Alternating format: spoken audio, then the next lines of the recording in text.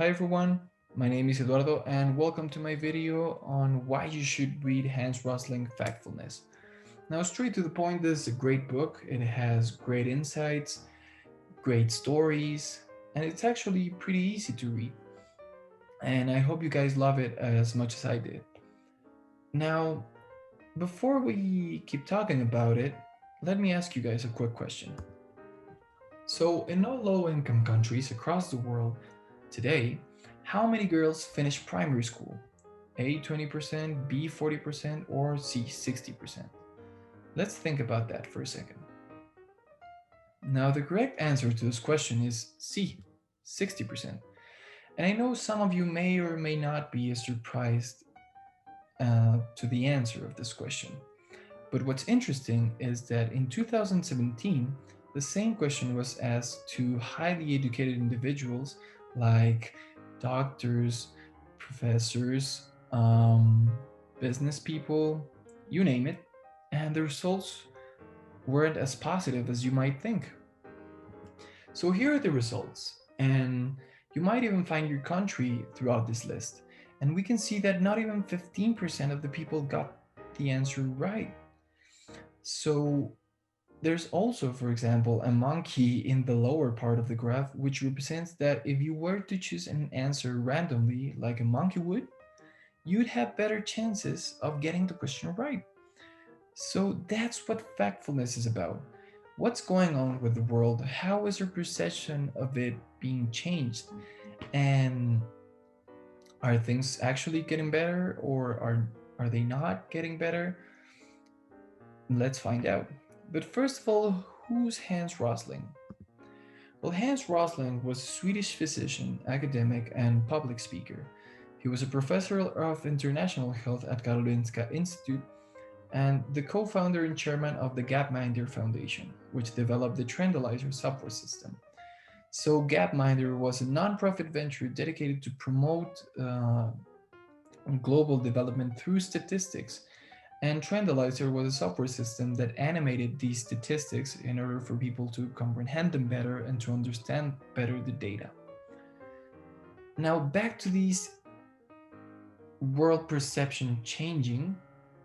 According to Hans Rosling, there are 10 instincts that are changing the way we see the world, which are very important to understand and to avoid being a victim of these instincts. So we have the gap instinct, negativity instinct, straight line, fear, size, generalization, destiny, single, blame, and urgency. Now, just like a quick example, I'm not spoiling the book for you guys. Um, for example, the blame instinct.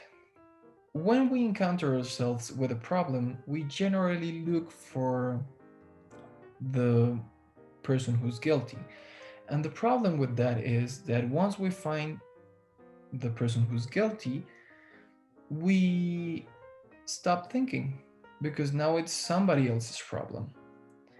And or for example, the size instinct, which in which we tend to put problems out of proportion and worry about some things that aren't that important. And there are tons of examples in the book and within different areas of expertise, such as climate change, wildlife preservation, income levels, um, you name it. And I'd like to talk to you about the principle or the instinct, which was my favorite throughout the book, which is the negativity instinct. Now, I like this because we tend to think that the world is getting worse and worse and worse and worse, and that whatever we're doing is not enough. So that's the negativity instinct in action. And what Hans Rosling wants us to do is that in order to avoid it, we need to expect bad news. And why? Because we'll receive bad news every day. And let me go deeper into this. Here's some principles, basic principles. Better and bad. I mean, better and bad can happen at the same time. Yes, things can be awful, can be really bad. In fact, there are some causes in our world that are problems that are really bad. But at the same time, we're getting better. We're having progress, even though things are still bad. Another principle is that good news is not news. And this means that the bad news is a lot more documented than the good news. Why? Because that the bad news is what attracts our attention the most. So whatever it is that we're improving at might not be as documented or as public as you might think. Now, gradual improvement is not news, which means that now, if, like I said previously, good news aren't that attractive, imagine just an incremental improvement, it wouldn't be attractive either. So, and this goes connected to the next principle, which is more news does not equal more suffering, because we don't know what are the good things that are going on in the backstage, and that's why we need to look at the data and look at what are we doing and if it's having an effect and how are we making progress. Which takes me to the last point, which is beware of rosy pests. We tend to think that things were better before, but once we look at the data and to our progress and what are we doing and how are we improving, we realize that things are actually getting better and that the world isn't a bad place. No? And well, that's just like a little taste of what factfulness is. There are lots of examples. Uh, the book is great, and I hope you love it. And if you're thinking, okay, Eduardo, I don't know you, why would I believe you? Anything? Okay, don't take my recommendation, but take theirs. I think you know who these guys are.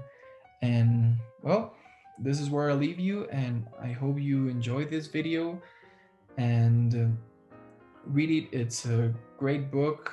You'll love it, and believe me, you'll change your perspective on how the world works, how we work, and also you'll understand how we can solve the problems and make our world a better place. So, see you later.